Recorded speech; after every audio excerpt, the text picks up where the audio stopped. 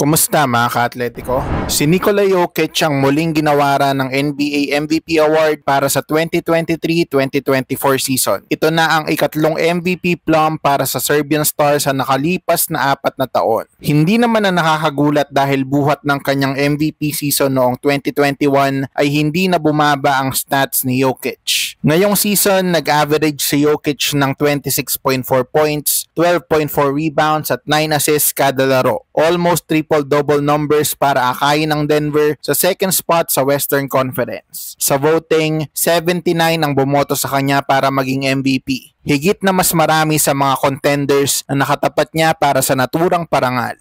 Gayunpaman, maraming fans at kahit mga NBA personalities ang hindi kumbinsido na si Nikola ang MVP ngayong season. Tignan natin ang tila naging people's champ ng mga fans na si Luka Doncic. Kung pagbabasehan ng comments ng mga netizen, si Doncic ang boto nila para maging regular season MVP. Well, may case naman talaga ang mga fans dahil si Luka lang naman ang top scoring leader sa regular season with 33.9 points per game. Hindi lang yan dahil onting usog na lang sa kanyang rebounds at assists ay pa-triple-double na rin ang kanyang averages na may 9.2 boards at 9.8 assists. Hirit ng mga fans, ano pa bang kailangan gawin ni Doncic para gawaran siya ng MVP award? Kung success ng team ang pag-uusapan, hindi rin naman nagpapahuli si Luka dahil nadala niya ang Dallas Mavericks sa 5th seed. Mukhang nagsasawa na ang mga netizen na makitang 3rd place o runner-up lang si Doncic para sa MVP award. Dahil every season naman ay pataas lang ng pataas ang numero nito pero tila hindi pa rin sapat para sa mga bumuboto para sa awards.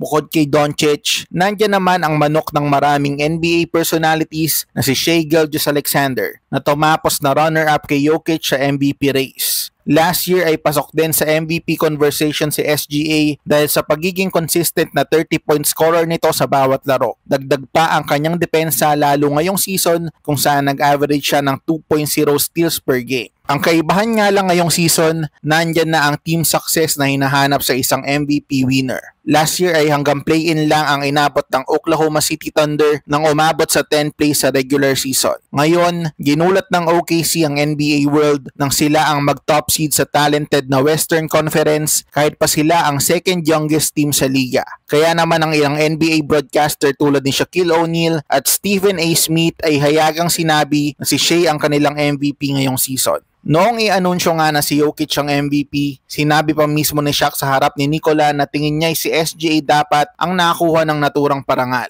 You know I love you. You're the best player in the league. I want to congratulate you. But I want you to hear it from me first. I thought that Shai should have been the MVP. That's no disrespect to you. Say ni Shaq kay Jokic. Well, kung kami ang tatanungin, kahit sino sa tatlo ay deserving naman maging MVP. Future faces ng liga sina SGA at Luka, habang si Jokic naman ang current face ng NBA. Sigurado naman na hindi lang ito ang huling beses na magiging MVP contenders sina Luka at Shai. Kaya naman better luck next time na lang at pwede pa rin naman silang makaisa kay Jokic dahil pare-pareho pang nasa Western Conference semifinals ang tatlong manlalaro. Kayo mga ka-Atletico, sino ang MVP nyo ngayong season? I-comment mo na yan.